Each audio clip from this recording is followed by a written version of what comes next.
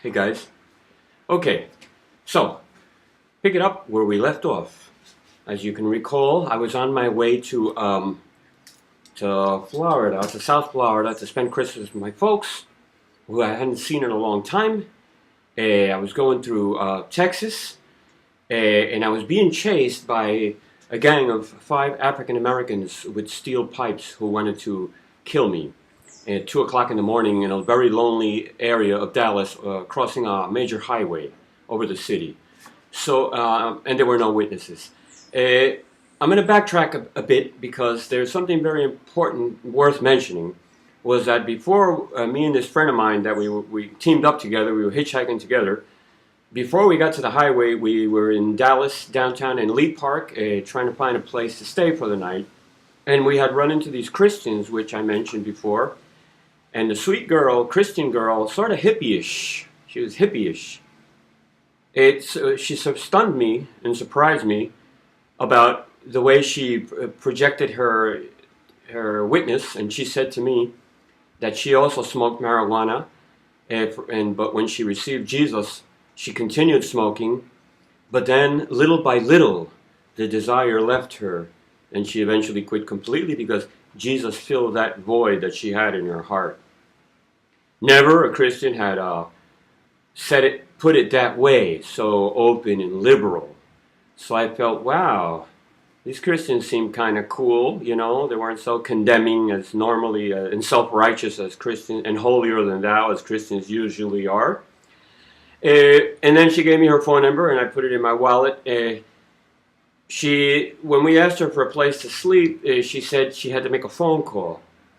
And then she came back and she said, "Oh, I'm so sorry. Our elders say no, that we're not allowed to bring people over, like leaders." And that seemed kind of strange because they seemed kind of hippie-ish and cool, but it seemed like in the commune they had these elders or these leaders that were kind of strict.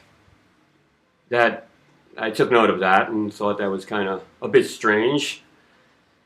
Anyway, we're back on the highway, and these African-American guys were set on killing us and started chasing us in the dark of the night with these steel pipes. So, I ran, and my friend was a little more athletic than me, and he crossed over a barbed wire fence. He jumped over it and ran into a cow pasture.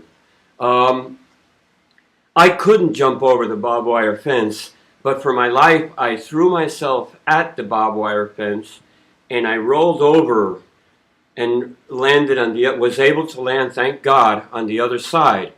And there was a cow pasture, and then there was woods, these trees further out. I got all cut, needless to say. I was cut. My clothes were ripped from the barbed wire, but I made it for dear life. And ran. My friend, and then these guys, they got back in their vehicle, the 5 African Americans, and they proceeded to go around, and they made it with their car into the cow pasture where we had jumped over the barbed wire fence, and they had spotlights, almost like if they were police. I mean, they had these big head spotlights, and they were conducting a minutious search of us.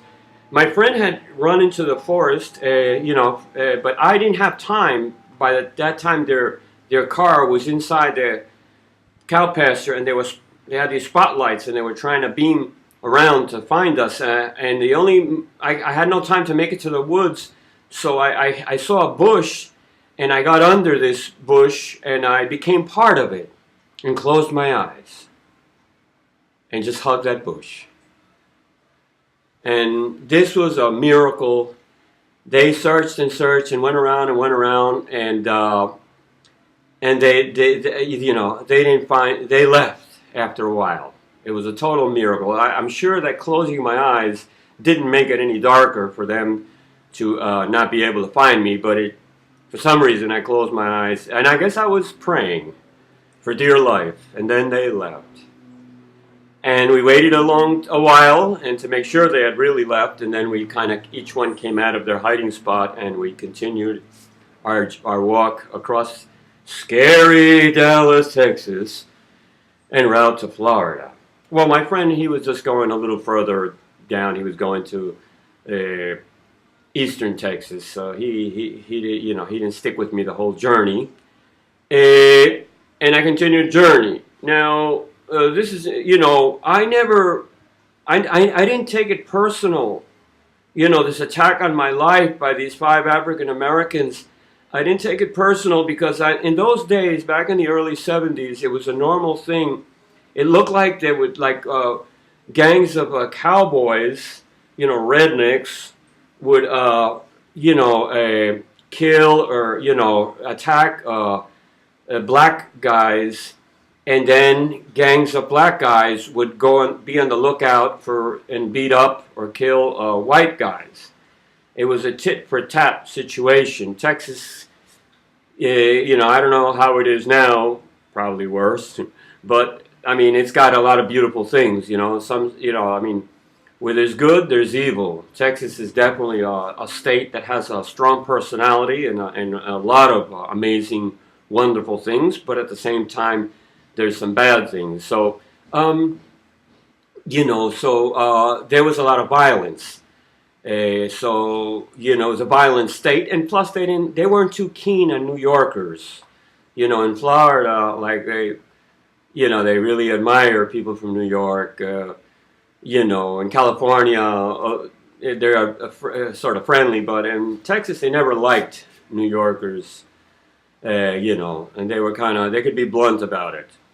That's just their way. They have the Texas pride. But I never took it personally, this attack on my life, being caught in the middle of this racial war. Racism is not, it's a part of America. It always has been from the very beginning. It's like we can't get rid of it. Even today, look at the new things that are happening in St. Louis and stuff with that town, Ferguson. Kid, Michael Brown, racism is continuing full force, full steam ahead. And if you really think about it, it's ignorance at its utmost. It's very ignorant to be a racist, and if you're going to join the club and get into the spirit of hate, hating white people, or black people hating white people, or white people hating black people, and people hating Latinos, or Chinese. I mean, racism, if you really analyze it, is a super stupid. It's a stupid thing. It's highly ignorant, and doesn't say much for your personality if you fall into it. You need to have a little more brain to be able to think these things out, and not to be part of that system, because it comes also, besides being ignorant, it's from the spirit of hate. And if God is love, we know that hate is satanic. It's an evil thing. To be possessed with hate. Hate destroys your body, makes you sick, and offers nothing good. You become a part of the problem and not part of the solution. So if you want to become part of the solution, get into the spirit of love and start loving your brothers, and we can change the world one heart at a time. Go give somebody that's from a different race than yours, go give them a hug. Go forgive them. Give them some love. That's what the world needs now, love. We need love. We need more love. Love can change the world, and so if you want to be proud and not agree with me and stick to the spirit of hate and say that all white people are evil or all black people are no good, or etc. You're just ignorant, and you don't want to allow intelligence to control your mind. So I think you need to think about it. If you want to grow, if you want to find happiness, if you want to grow as a human being and help change the world so that when you die and go to heaven, you'll be allowed in God's kingdom, because I'm not saying that only the goody-goodies are going to heaven, but I will say this, that God's kingdom is the kingdom of love. And hate will not be allowed. There's no room for hate. So if you die with hate in your heart, you might not be able to make it in. So it'd be best for you in your best interest to get rid of the hate now, because you don't know when it's going to be your time to go. And pray that God fills you with love.